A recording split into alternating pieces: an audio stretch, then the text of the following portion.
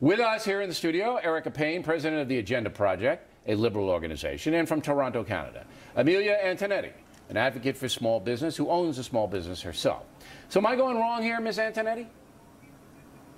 No, not at all. Not at all. And here's the problem, is that we are misdefining the word rich. And I keep saying this, my mantra, over and over again. Don't confuse a $250,000 business with millions and billionaires. We're in the same category, but we don't live the same type of lifestyles. So when you want to talk about rich, you're talking about the businesses in your community that, if we continue this class warfare, will no longer be there. And we will begin to be communities of just big brands and big names and big corporations, and you're going to lose the mom and pops because we're barely hanging on as it is, and that is where you're going to lose the innovation. So the class warfare is going to tear our communities apart at its core. This is wrong definitions. Rich? No, most of the people in that category are not rich. They're small business owners trying to survive, and we get paid last. Okay, now, what did you react to? How did you feel when you heard those two women in Britain say it's the rich people? So it's okay to riot, the rich people.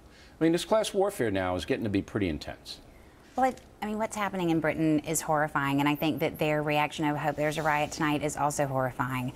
But I think that you've got to look at what happens to human beings when they are pushed to the edge of their sanity, you know, and this is not, some people turn into animals. All people will turn into animals if pushed far enough. People in Great Britain, in London, are pushed to the edge of their sanity, and they have free health care. They have generous unemployment benefits, pension benefits. The unions are strong there. They're pushed to the edge of insanity?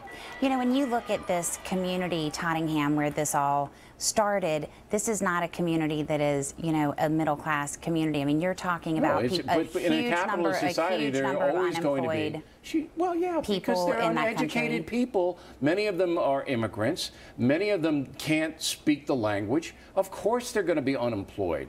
I mean, look, the liberal mindset has brought us to economic disaster here in America, in my opinion.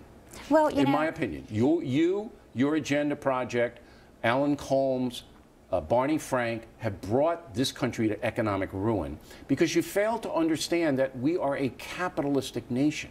And in that system, there are winners and there are losers. If you take all the incentive away from succeeding and start to give people entitlements, you're going to have what you have in England. Where's mine? Give me more. And that's what's happening here. And that's what the stock market is telling you today, that our entitlement society, Erica, that our $14.5 trillion debt is no longer sustainable, yet you want more spending, more.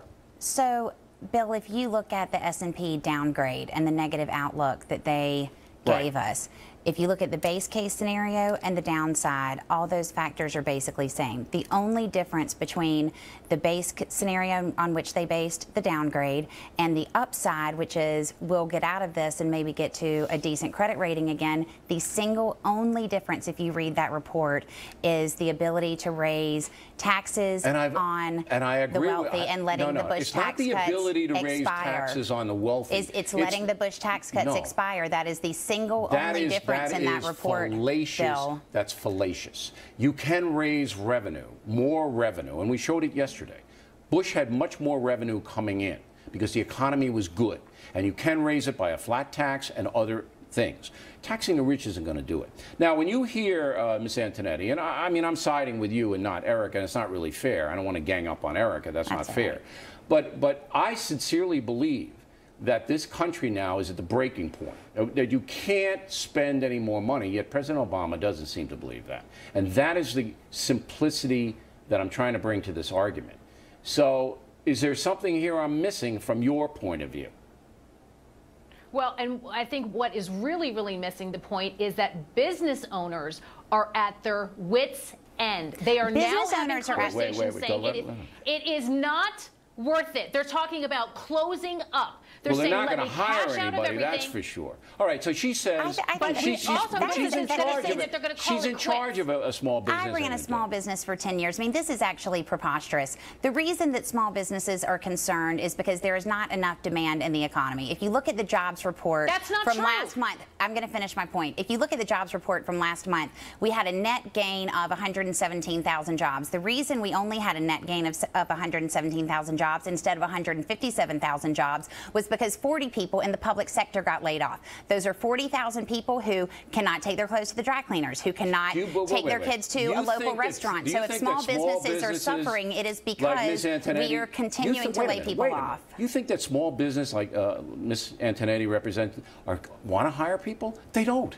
They're afraid of Obamacare. I think that small businesses would really like some customers, and the best way for them to have customers is to increase demand, and the best way to increase demand is to put people to work. We've got an 18% unemployment record, and 40% of our country does not have internet access. So that's an area that we could build. Look, we means the federal government, and you got to stop it. Ms. Antonetti, I'm giving you the last word. Go ahead. It is absolutely not lack of demand. It is lack of internal margin. As he goes after rules and regulations and pushes the small transportation person out of business. You don't know what you're talking about. Listen to me. I let you speak, you let me speak. Erica? When you talk about pushing out the transportation, when you talk about what's happening with laying off the people in coal, and now you lay off the coal, the energy is going to go up, which is going to double my bill. You're hitting me where I can no longer make any profit to hire anybody. I don't have lack of the top line. Good debate. Good debate.